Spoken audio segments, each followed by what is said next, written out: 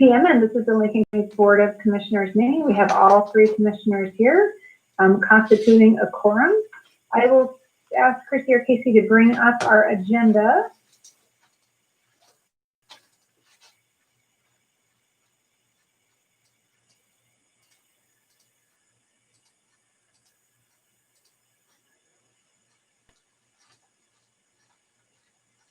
Great, excellent. The first thing up for the day is the adoption of consent calendar. If you can kind of scroll through so people can see. These are items of a routine nature that either commissioners or staff can pull for further information or discussion. If no discussion is needed, I'll entertain a motion. Move to approve the consent calendar as presented. I'll second. I will take a vote in just a second. Just wanted to point out one thing that I've been working on, which is working on a very short-term position for a emergency child care coordinator position, which is CARES Act money that we received. Basically try to bolster child care as best we can through the pandemic. So excited that that is going through. But all in favor, say aye. Aye. Aye. All right, motion Well, if I may, Chair Jacobson, who's that individual report to? Well, we actually don't have an individual pick yet, and it could very well be a contracted position, not an actual hire, but likely they would report both to me and to Rachel Maddox-Hughes, who's the person who actually wrote the grant for us. So probably to be reporting, but they may not be an actual position with us, more so the contracted person is the right word. Yeah, so very short term though, just over the next few months. All right, so first up under reports, Echo Mountain Complex fire update. Wayne, is this you, at least to start with? I think so. And I'll go through a couple of things that we're doing. We're continuing on with all the efforts that we've been discussing over the last several weeks in the recovery mode. Major focus of staff is on housing, both the short term and the long term. We were approved for the housing mission, as everyone's aware, for FEMA. They are working on a specific location and target. They've gotten permission from the city of Lincoln City to utilize and to look at the Fernwood development in Lincoln City as a possible location, and things are progressing, I think, in that area. We're working through with the American Red Cross and the state of Oregon for a warm handoff of folks who are currently in housing to the care of the state of Oregon, and continuation of those housing needs through what's known as the MAST, or multi-agency sheltering team. We have been working with FEMA on the debris cleanup activities, and my understanding, and it's not quite December, but it is this week that it starts, that they will have some boots on the ground for the step 2 of the cleanup project, which goes beyond household hazardous waste to actually cleaning up the debris, including some of the burned out vehicles, the soils that have asbestos in them, hazard trees, and various other things. We've got a number of people who have signed up for that service, and the service, of course, will be paid for by the federal and state governments. And we move forward, I think, in terms of recovery on that area. Also, and I'll leave this to Chair Jacobson to talk maybe with more detail, because I have not been directly involved, but we have been trying to meet with community members, survivors, and are looking at trying to continue that on a regular basis to talk to them about what their specific needs are. And this is in addition to what we're doing through other contacts that you as commissioners have with the community, with our navigator services that are run through ALALA and other things, to just make sure that we're really keeping tabs of what the specific needs are in the long haul for survivors of the fire. And then finally, I'm pretty deeply involved with a number of other department heads on the recovery aspect that tries to actually now seek the reimbursement on the public sector for all the expenses we've incurred from FEMA for our response and recovery from the fire. We have a series of meetings set up. We've already begun the process of seeking that funding, and we'll continue doing that on a go-forward basis. And I guess it falls under the rubric of the fire, since we qualified as a fire impacted county for the state funding for Project Turnkey. But an application has been made for not Lincoln County itself, but for a project in Lincoln County by Northwest Coastal Housing Services. So we are waiting to see where that goes. We still have some additional support materials we're going to provide. I understand there's a couple of multiple rounds. They see if you're qualified initially and then go forward to see which projects get funded. So we'll keep you posted on what happens there. And with that, I'm going to, unless you have any specific questions, that's my report on the fire. No specific questions from me. Commissioner Hall, any questions for Council Belmont? No? Okay, Commissioner Hunt? No questions at this time. Okay, I was going to put Director Kenyon on the spot. I think his video just went up. Hopefully he's still there, and see if there was any updates from Public Works in relation to cleanup or any activities that Public Works may be involved in regards to the fire. Well, actually, as far as Public Works goes, there's not really anything new. Paul with solid waste is still basically soliciting rights of entries to try to get more participation in that. The erosion control is not 100% complete, but it's well on its way.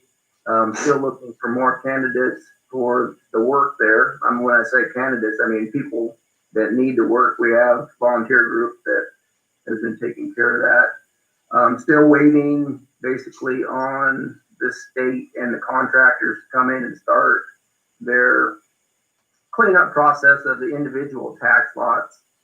And I have also been attending multiple meetings on the hazard mitigation aspect of all this, which basically is people's desire to basically improve their properties for the potential of a future fire. So we're still gaining information for that.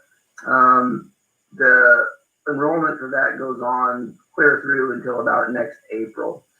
So we're still, like I said, trying to get the program started.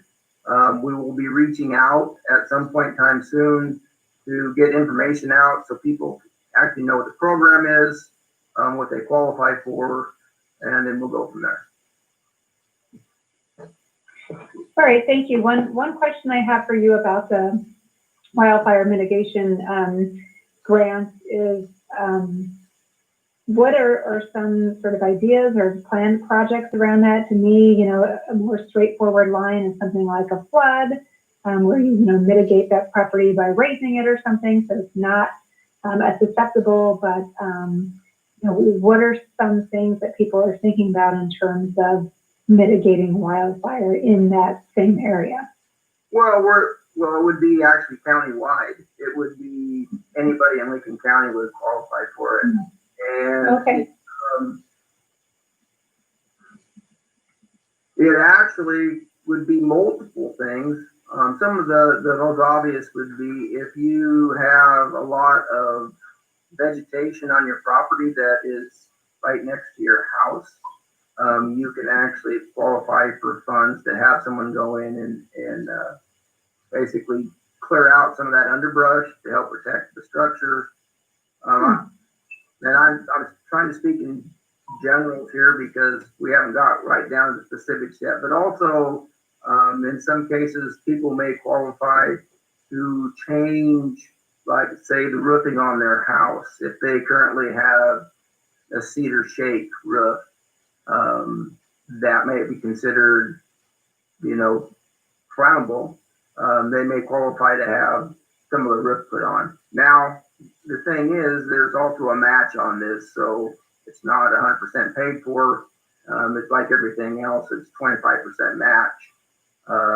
But as far as specifics, that's kind of the general. It has to do with debris cleanup around your properties to help protect your structures, and also work that can be done to help fireproof your house or whatever outbuildings you have. Okay, thank you. Commissioner Hall, questions for Director Kenyon? None at this time. Someone's going off. Commissioner Hunt? No, none at this time, thank you. Okay, is there anyone else? I don't see the sheriff's office. Is there anyone else that has anything to add to the wildfire update? Nope. Okay. Moving on then, on to item B under reports, Lincoln County Public Health COVID-19 update. And I don't see Florence here, but I do see Rebecca Austin, our Public Health Director. So Rebecca? Yes, hello everyone. So yes, Florence is busy helping the team out right now, so I'm going to step in hopefully and show you what's going on in Lincoln County and answer any of your questions for you. So this is the graph that is the most current. We've been having trouble getting OHA to update their data, and also for whatever reason our EPI guy from Benton County hasn't updated ours yet today, so we're a little behind on that. So I want to show you these two graphs, and if you can scroll a little further down, so because it's really the October and November cases, so we're comparing the two, and you can see that goes up until the weekend. And so we've had, for the last week, we had 58 cases, I believe. Hard to figure out. Hard to figure this out this way, but anyhow, I showed this to you last week, and I think we were just headed on the uptick for the month, our high numbers. And we have been ticking down since then. That's good. So if you scroll down to the next one, you can kind of see how the two, let's see, what's this?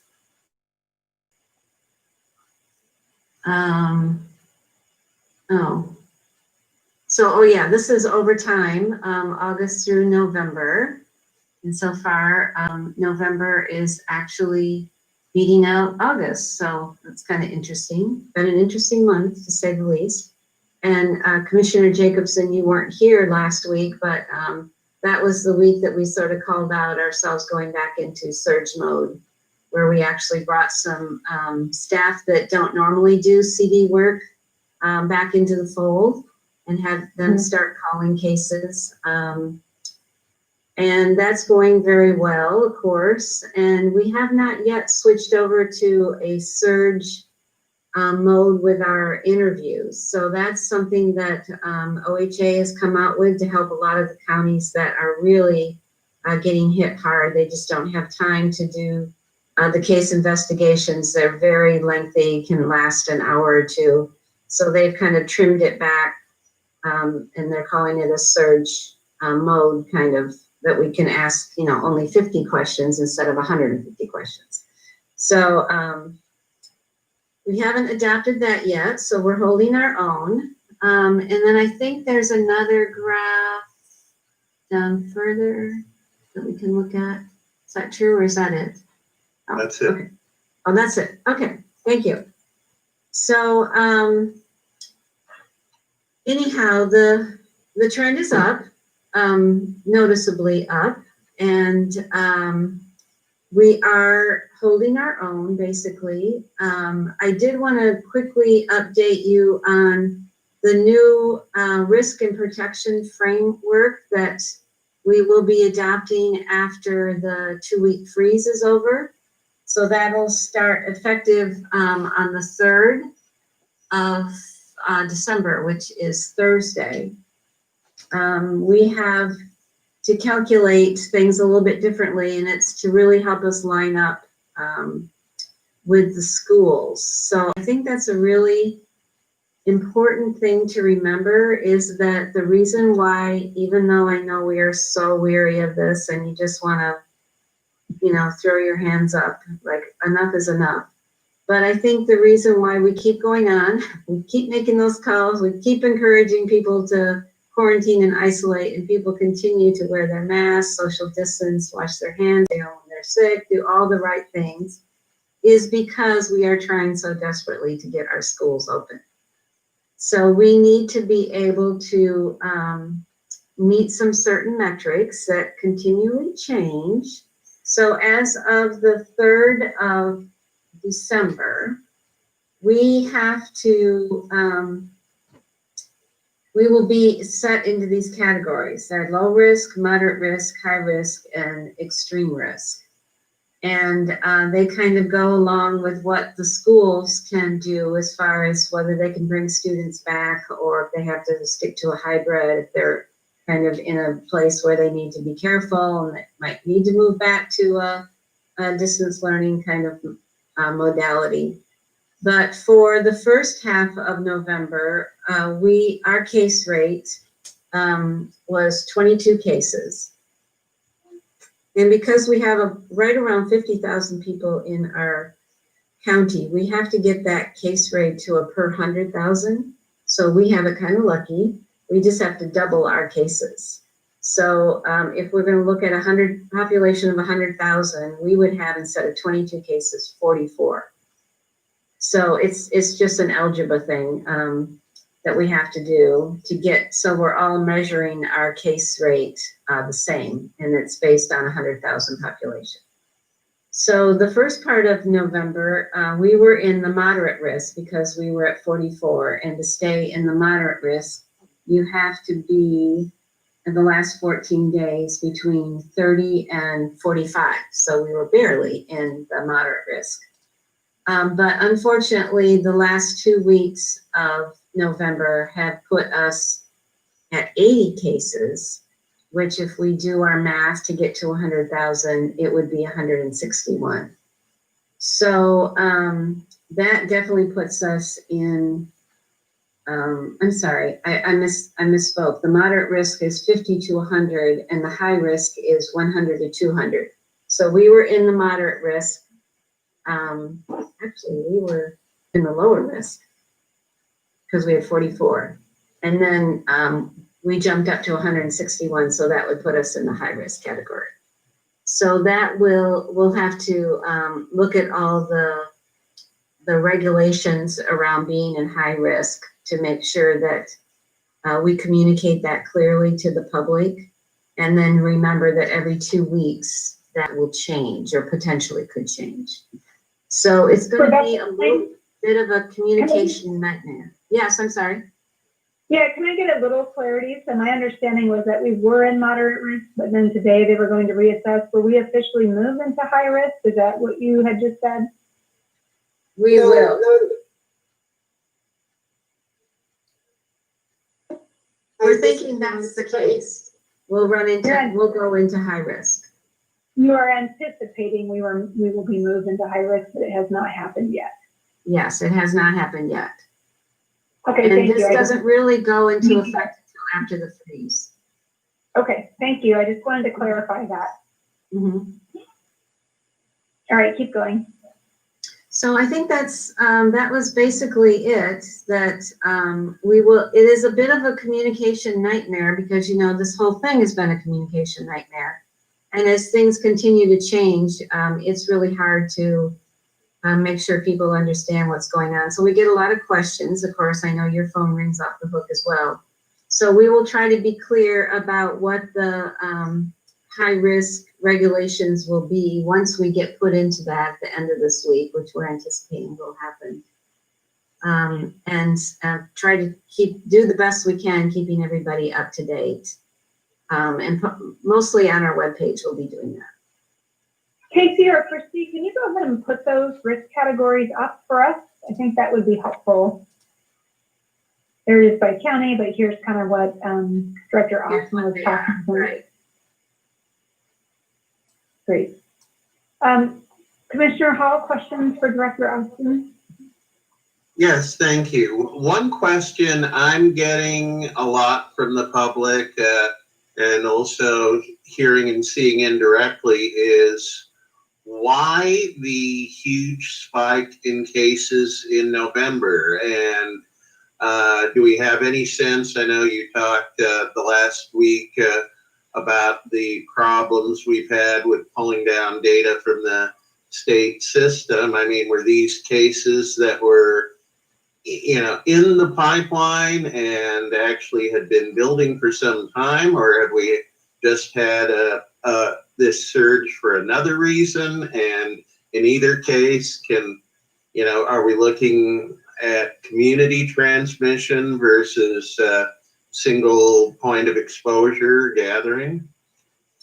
Well, it's not the database's fault. I would say it's, and from our investigations, what we're finding out, we have about 15 outbreaks going on right now. And there's not really a pattern. They're businesses. They are social gatherings. So they're, you know, kind of all over the place. It's mostly, I believe, bad decisions for the most part. I think, you know, everybody is really exhausted from this. They don't want to keep doing what we've been doing for the last 10 months, 11 months.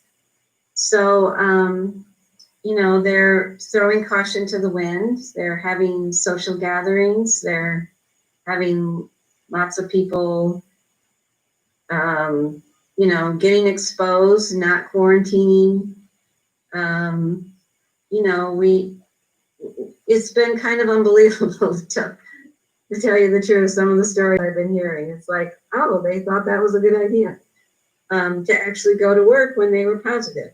And a work setting was a place that they could definitely spread it. So it's just a whole bunch of different things that are going kind of awry. And I think that holds true really for the whole country. I just think people are over it and they want to, and the way they're dealing with it is to just ignore it, basically. Okay, another question, if I could, that I've been asked a few times about the fact that Chinook Winds is continuing to operate, you know, I guess per normal business, and I've explained to folks that because they are under a sovereign government that is not answerable to local or state authority, they have the right to do that. But I just want to verify what I've said. However, that doesn't mean that we won't continue to track potential outbreaks that either could be attributed to employees at the facility or large groups choosing to gather at the facility. Isn't that correct? That's correct, yes. Oh. And that's the other thing that we're finding somewhat frustrating is that we don't have a lot of authority in a lot of these businesses that we're having outbreaks. So, you know, we only have authority over the businesses that we license, basically. So all the restaurants and hotels and motels, those kind of areas. So we try to work with them the best we can to educate them about, you know, the importance of quarantining, let their staff quarantine when they've been exposed. We've been also hearing that many businesses are requiring their staff to come back to work even though their quarantine isn't done. So, you know, we have a lot of things like that going on right now that are, you know, not going to be good for us going down the road. It's only going to make things worse, basically. All right, thank you. Mr. Hunt, questions? I have a comment, I guess, Director Austin. I think, again, being a numbers guy, part of the problem is that the virus spreads geometrically, not arithmetically. In other words, one person can infect 2 people, and 2 people can infect 4 people, and 4 people can infect 8 people, rather than one person infecting one person and one person. So Right. You know, it's the fact that I think certainly the flu season, the fact that people are indoors, the fact that people are tired of the virus, and you know, a little bit here and a little bit there, and it starts multiplying. So that would be my only comment. Yeah, I see Florence has hopped on too. If there's something you wanna add, Florence, you've been more intimately involved in these investigations. Good afternoon, everybody. Yeah, I think very much along the lines you were discussing, Rebecca, earlier. What we're finding out is that, let's say, like there's a social gathering somewhere, and that gathering leads to a workplace outbreak that may lead to a school outbreak. So, you know, this is kind of like the snowball effect a little bit. And depending on, you know, like how many people attend the gathering, and then how many people do they go back to in their own household, that can definitely take off like it did last week. So, you know, I think I'm absolutely like, you know, remember everybody's tired. What is really difficult is we need to keep in mind that this is very important for us to work all together, right? Not only the public health team, making sure that we're contacting folks as fast as we can, and that we're educating people about quarantine and isolation, but also that the community does. Because if we're not working together, then one part of the team can work really, really hard, but we might not be able to stop the spread. All right, any other questions, Commissioner Hunt? No. Oh, you're unmuted. I'll shake my head no at this time. I do have one question for both our director and deputy director, which is really just, you know, what do you need from us? Is there something we can do to be helpful? Do we need to help recruit more contact tracers, which I think we've used our Board of Commissioners meetings in the past for that purpose? Do you need letters from us to certain businesses that maybe don't seem to be getting it? Is there something we can do to be of help in this situation?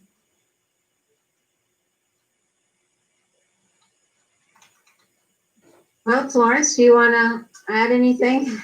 Yeah. So I think continue being great spokespeople, really, and advocating for all of us to be as responsible as we can, and you know, talking to our sense of community, and sometimes I know it's kind of difficult for people to think outside of themselves, especially when we're over a situation, but really trying to appeal to that sense of community and the importance of taking care of one another.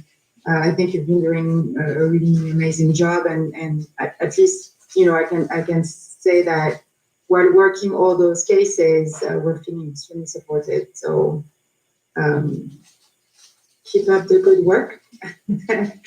And let us know what you hear also, you know, from the community. I think that's, you know, so very good to hear from you all about, hey, this is like what we heard a few weeks ago. We were able to then investigate and find out about an outbreak that we might not have known about. So I think keep the communication going to us is also very, very good.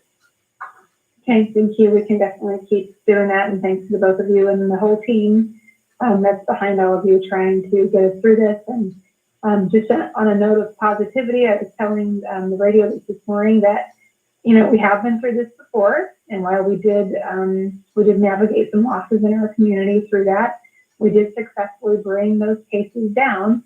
So we have been here, we have done this, we do know what we need to do, both as a county and as a community, and I hope that everyone can just continue to do those things. And I know it's exhausting, but we have gotten ourselves out of this before, and hopefully we're able to do that again. So thank you to the both of you. All right, moving on, and I do know we have one more COVID-related thing which we're going to discuss later under decision and action item, which is well, there it is. But we'll do commissioner reports first. But under discussion information, we are going to discuss a grant agreement between the state of Oregon and Lincoln County for CARES Act business relief grants. So we're going to get to that in a moment. But first, we'll see if there's any commissioner reports. Commissioner Hall, anything to report on? Nothing that I don't think has been covered or will be covered later on in the meeting. Thank you. Okay, Commissioner Hunt. Nothing to report at this time. The only thing I have to report, which was mentioned earlier, one is that the grant that Northwest Housing sent off last week to Project Turnkey, big success on that. It was like an 11-day turnaround. So it's a tremendous effort by both them and many community partners on kind of getting that out the door. It was a competitive process and no guarantees, but reviewing the application, I felt like we put a good application forward. That's, the best we can do.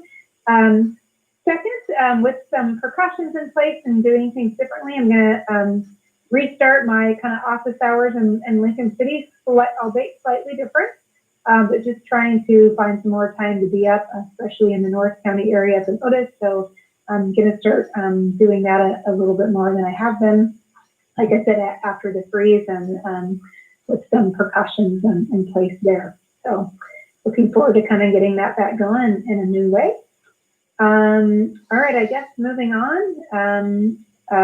Under discussion information, grant agreement number 2518 between the state of Oregon and Lincoln County for CARES Act business relief grant. Wayne, do you want to kick us off with this? Sure, commissioners.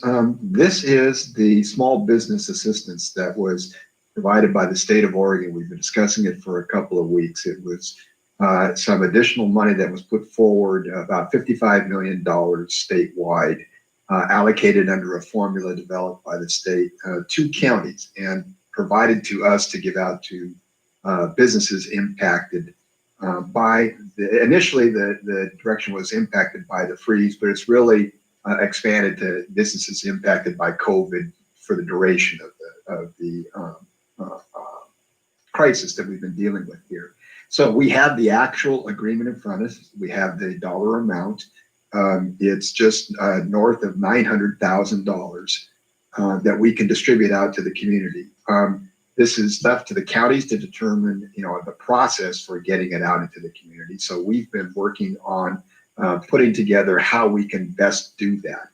And I'm very pleased actually to announce, first, thank you to Commissioner Hunt, who made a suggestion to us that we contact Northwest Oregon Works and Heather Dessart, who is our Workforce Investment Board regional provider and who has a lot of experience actually during this COVID era of getting money out into the community. Although it's been focused on workforce kinds of funding that's been made available, they've got a system in place, they've got an administrative structure that we think can handle the process of taking in all these applications, helping us select the businesses that will be supported, and then getting the money out into the community. As the commissioners are well aware, this thing was basically kind of provided to us on incredibly short notice. We just got this contract late Wednesday afternoon, and we're presenting it to you today. I'm actually going to recommend you adopt it today. And then the money will get to us later this week, actually be provided to the county. And we're looking at putting together this application process in talking to Heather today with Janet Harrison from my office, who will be our liaison.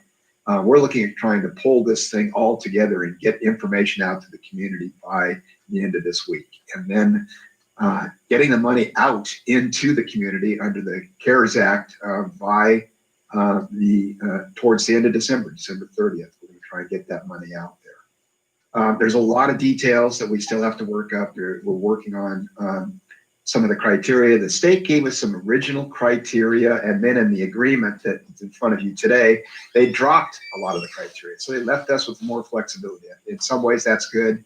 I have some questions around some of the things they did, but we're working through that with a number of other counties and the state in terms of getting some clarification. But none of that, in my estimation, would stop us from going forward with signing this particular agreement and getting this project underway. So it's been I think the process will be great. We'll use the Small Business Development Center, the chambers, others to help us market the availability of the funding. We'll establish some sideboards beyond what the state has put in here, mainly dealing with how much money might be available. And we're going to try and be really flexible here for an individual business and some additional requirements there. But the idea is that this money will get out and into the community here in the course of the next 30 days. So, any questions on the agreement itself? Yeah, I have a couple of questions here, just clarifying points. All things I've received in email from constituents. One is just to clarify that nonprofits are not eligible. That is my understanding. Is that yours as well? No, nonprofits are eligible. They're eligible. Okay, I think that's changed. My mistake then. Okay, great. Nonprofits are eligible, and that you can have received money in the past from other rounds of funding, and you would still be able to qualify for this. That is a local determination, and one of the things that we will do with this is, as we put we're looking at a variety of other criteria for monies that have been provided out there. That really is a choice that the county can make, whether or not someone who was qualified for the money previously can continue to do it. And it may be what we end up doing is making a recommendation that if you qualify, it doesn't disqualify you from getting additional money, but it also might be that the priority in terms of the amount of money you get or where you sit in the priority might be impacted by the fact that you received aid in the past. But right now, we're not looking at that disqualifying you from applying for these funds. I will tell you this, that based on I think our experience and in discussions with Heather on some of the programs that they had put out, we're likely to get, because we're going to simplify this, we're going to make this as easy as we can for businesses to apply for while having some standards that have to be met. We are likely to get more requests for businesses with more dollars than we have available. I just think that could be what happens this way. So we're going to have to make some choices here. We're going to have, not everybody's going to get funded, not everybody's going to get funded, or not everybody's going to get funded at the full amount they request. So, that's just the nature of this particular program, but those are all things that will be incorporated into the application process. And just my last comment was actually from a comment we received from a business owner, just urging us that, while their business was not directly impacted by the governor's freeze order, so, their type of business was not named in that order. However, the other businesses that they were a food supplier, and so because restaurants were back to takeout and that kind of thing, they were really impacted by that. So they were just basically encouraging that, it shouldn't be businesses that were just, directly named in the governor's, freeze order. That there's other businesses that maybe were not named that were hit equally hard. And interestingly enough, we had heard that was going to be a criteria for eligibility in the initial go round of information provided to us. It is not included in the agreement. So that is not actually a eligibility requirement that you be impacted under the freeze orders as we go forward. Yeah, I think that's good, because I do understand that, your business could be very greatly affected, while it was not directly named in the freeze order. So absolutely. Those are all my, Commissioner Hall. You're muted, Commissioner. I'm sorry, yeah. No, this makes a lot of sense to me. Did they keep in the language? I think the original proposal called for a business having to document a 25% drop in business between 2019 and an equivalent period in 2020. Is that still part of the criteria? Nope, that was not included in the contract. So that's no longer a criteria. They're giving us a lot of flexibility then. Yeah. Good. All right, Commissioner Hunt. Well, Commissioner Hall, Commissioner Hall asked the question I had, but I guess I would add then that I think certainly there ought to be a way to prioritize the businesses that have suffered the most. And we'll look at putting something in there that allows us to look at that particular issue.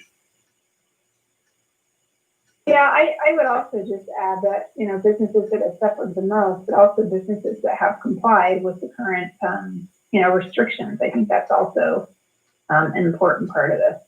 And that is actually a criteria. Yep. That is still a criteria that has to be met. Now, 1 out of 2 is not bad. All right, with that, it looks like you need a motion from us. Yes. Okay, I'll move to approve the grant agreement number 2518 between the state of Oregon and Lincoln County for CARES Act business relief grants. And I'll second the motion. all in favor, say aye. Aye. Aye. Aye. And commissioners, we'll keep you posted as we work on and I'm assuming, I guess I should ask you first, do I have your permission to work with Heather Dessart and Northwest Oregon Works to put together a program here to get these monies out, to get the application process put forward, and we'll let you know what, if any, additional sideboards we put on the money here. But we're going to try and have this all completed by Friday, and again by next Monday, you'll know exactly what the program's going to look like and get a final review of it. Yeah, so I think if we're all okay with Wayne, moving forward with Heather's group, maybe a head nod here. Yep. Okay. Looks like you As got your, Captain John Lynn Picard would say, make it so. All right. yeah. Thank you. If I may, Chair Jacobson, Council Belmont, is it still our plan to more or less follow the framework that the city of Newport used for a similar type program? Well, actually, we're going to do a little bit of a hybrid. We've got, their information, and I think it's a good, that has some good sideboards in it. But we actually have some materials that Heather provided us from the grants that they had done. And the idea with all of this is really to make this a thorough application, but simple. We want to get this out to the community, business community, and back into us and the money out there. So we're actually looking at, I won't promise we're going to be limited to a single page application, but we're going to sure try to put this all together. So we're going to combine, we're looking at some other materials here in order to devise our own application process. Okay. Again, I think the key points being to make it simple, make it easy, but also have it contain the information that assures that the businesses that are applying are in compliance with the criteria for application. And then second of all, that there may be a way to matrix the different applications and therefore allocate funds depending on level of need and size of business. That's our charge. Thank you. All right, thank you. All right, moving on to public comment. We're going to do a little experiment today, which we have not done before. So public comment is currently being received in a written format. So we are going to have, I think, Christy's driving at this point, Christy, bring up our public comment, because we do get several emails of people making sure that it was received. So this is where our public comment is found. And so we can see we received 3 different public comments today. Nicole Moody, Mark Arnold, and Bob Johnson. So those are the 3 that we have. And then also, Christy, if you could just show us how people make public comments, because that process has changed recently. So there we go. We are now using a Smartsheet format. And while I know several constituents email us directly, which is of course fine, if you want to make sure that it's part of the public record and attached to our meeting, this is the page in which you would want to do that. So thanks everybody who was able to submit public comment today, and just want to make sure people for the future know how to use the system, and we will try to go ahead and acknowledge all the public comment received every week and show that it's up there for people to review. Katie? All right, thanks, Chris. Yes. To access the link to the public comment, you can go to the Lincoln County Board of Commissioners website under departments, and it is right on the very homepage of that. Great, thank you. And Christy, by what time or date before a meeting do they need to make public comment for it to be included in the meeting materials? 2 hours prior to the meeting, so Monday at 1:00 p.m. Great, thank you, Christy. Okay, back to the agenda. All right, so with that, I think if there's no other information that needs to be shared from staff or commissioners, and I don't see anyone raising their hand or bobbing their head, we will go ahead and adjourn our meeting. Our next Lincoln County Board of Commissioners meeting is Monday, December 7th, 2020 at 3 p.m. And again, that will be remotely. All right, thanks, everybody. This conference is no longer being recorded.